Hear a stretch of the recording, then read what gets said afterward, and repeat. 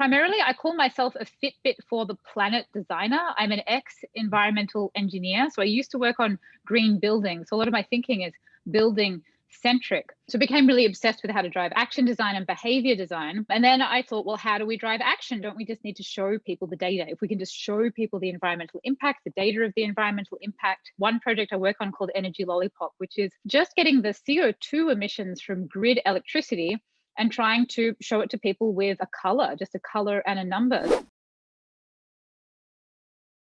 So how does this relate to game theory or gaming? What's your connection to that? Well, I mean, I started as a green building engineer, a sustainability practitioner, and really trying to figure out how do I make sustainable change happen. It's been my life's work trying to figure out, well, like how do I make all this stuff come true? And so I discovered game design as one particular framework in which to approach environmental change. Married also with the behavioral sciences, like I interview PhD, experts, people who publish papers on environmental psychology and behavior change. And I kind of put them together with my sustainability background and look at these issues. Then I think, well, like, okay, how do I take this thing, like trying to get buildings decarbonized or get EVs switched over or people to give up plastic or put in more green walls and green roofs, and then work through these design methodologies and try to come up with something. So to put that in a nutshell of what that methodology is, the first thing I look for is what I call like the God metric. Like, what is the main number that you want to drive, And often it's not kilowatt hours. It's not the ratio of like, coal to solar. It's actually just CO2. It's just tons of CO2. That's primarily what we need to get down.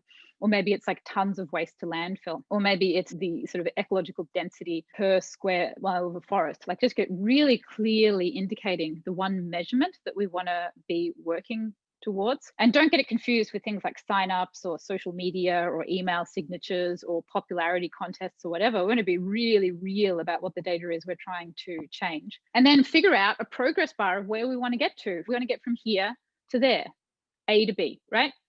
And that might sound really, really ridiculously obvious that you need to work out your measurable environmental footprint, where we are now and where we want to go. But on every single project I've worked on, whether it's my own work or whether it's stuff that I've been employed to do, nobody has really thought through and communicated exactly that progress bar of environmental impact at the starting point and the ending point and the tracking the progress in between. So that's the kind of like main framework if we're thinking about it kind of like a game designer that we want to be tracking, and that's our points-based system, right? So once we've got that, then we look through who the individual actors are. Like we want to get it to this person or that person or that person. How are we going to cue them to act? Is it going to be a color? Is it going to be an LED light? Is it going to be a chime or like a sound that they hear or an email or a notification? Like how are they going to hear about it, right? And then what's their onboarding experience? Can you tell some sort of story like this is the world we are now, this is where we want to go to? And then you want to bring in a goal. A goal is very powerful for asking people to do something. A lot of environmental communications doesn't give people a goal. Like your goal is to cut your waste by 50%. Your goal is to cut your CO2. Give people a specific goal and get them to agree to it, which is a pledge mechanism. It's called a commitment device. Just ask people to commit to something.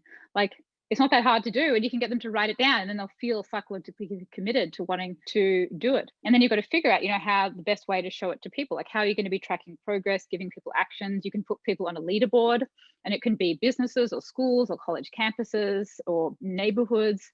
Can you put people on a leaderboard? Can you show comparison after someone's done something? Can you give them a reward? It can be like a color change or a change of rank on the leaderboard, or it can be a badge or something like that. Can you give people like a behavior map? I mean, you can use things like the way we use sticker charts with children, like how you get a star chart for when they like brush their teeth or whatever.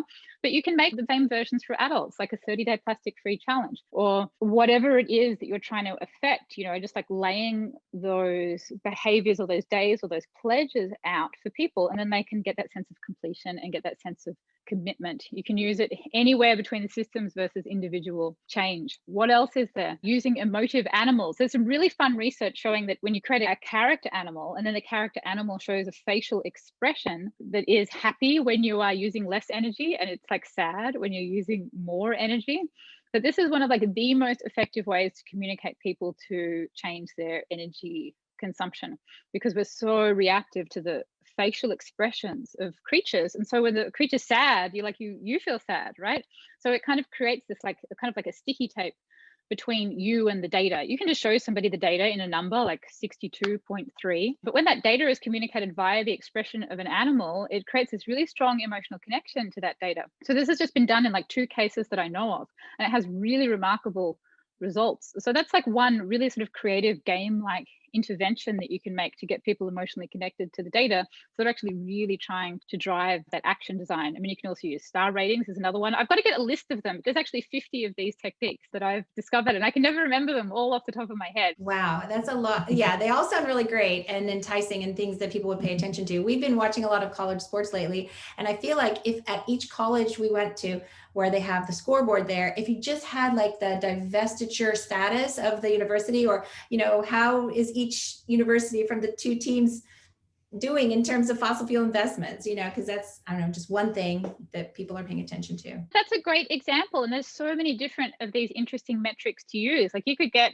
I don't know if anybody's done it already, but somebody should work out, if they're really interested in this field, the carbon intensity per $1,000 under management. I mean, you could probably work that out, or per $1 million under the funds that they have, and just based on sort of the investment and the emissions of those companies, just work it out like a number, tons of CO2 per $1 million, and then rank all the universities from top to bottom, just the same way that we do safety ratings with cars. This is done with safety ratings for cars, right? They rank all the car models, and they give them a star rating, and they give them a color. And so it shows you where they're at. It's pretty easy to do, and it's really, really effective. It's going to be more effective than just being really sort of climate doomy and sort of aggressive about the communications. You just put that out, show them to everybody, and none of those universities are going to want to be at the bottom. Like if they come out at the bottom, it's going to really stress all the, I don't know, whoever's in charge out. And then you can use that. These are just very simple design techniques that really work to drive action in a way that just kind of just getting people worried is not going to drive. Absolutely. And the concepts are boiled down into sort of manageable chunks, right? If a high schooler is considering a school and they might go through their database and say, I want to be in a city, I want to be on a coast, I want to have a good school with a, good rating on carbon footprint. That'd be just one thing, but it's a step. Just overall, I think when it relates to energy, and one thing that I see that I feel is missing from the energy industry is this idea of mandatory disclosure of data. What my vision is for energy, this is including petroleum and natural gas and electricity carbon emissions, is that we have data feeds of all of these emissions and that they're public, right? And they're not just like what we have with Energy Lollipop and the California ISO, where we get all of California, that we can get it per suburb and per neighborhood. I want to know, I live in Mountain View in California. I want to know Mountain View's real-time carbon emissions for the big 3 sources, right? But I can't get this data. And so the people who are overseeing this in the various government departments and the utilities, like they're not all bending over backwards to try to make these data feeds available, although they could be. So when we can get the data in geographic granularity, for my neighborhood, like I could get my daughter's school together, with the local shops and my apartment building, and we could probably affect that number with the city. But when it's all mixed in and diluted with all of California, I don't get that sense of agency from that number. And the cities themselves, like they don't get the data. They get it like a year later in a spreadsheet. They don't get these real-time data feeds. I would like people to just get their head around this concept of that the government is creating mandatory disclosure of emissions. It's making it geographically granular per suburb, which is essential for hacking into people's agency. And it's also real time. It's not a year later in a spreadsheet that PG&E sends you for like last year, that we can actually get it. And then people like me who design software and systems and campaigns, we have something to work with. We can actually show this data and use it sort of like the point system in a game and really like tap into the potential that we have for change. And so that's something that I'm always talking about. I'm always trying to pitch, try to get through to people that, we really can, I think, gamify the planet when we have these data feeds to work with, but we don't always have them. Sometimes they're just a little bit too simplistic. Tell us about your book, please. I wrote all of this stuff up. It fascinated me so much. I wrote it up into a book called How to Save the World. It's on Amazon and also on my website, katiepatrick.com. And I also have some different tools and like free techniques and stuff if you sign up for my website to help sort of guide you along this environmental gamification design. And it's all about how to apply behavioral psychology and gamification design to environmental data feedback loops and do it in the most creatively fun, way that we can think of. And it's very positive and optimistic. I mean, I find sustainability work really fun and really interesting. And so I've tried to kind of imbue this message of saving the world as this really fun adventure. It's not the doom and gloom, fight and sacrifice that sometimes it's made out to be. Hey, thanks for being on the show. That was great. Thank you. My favorite thing to talk about.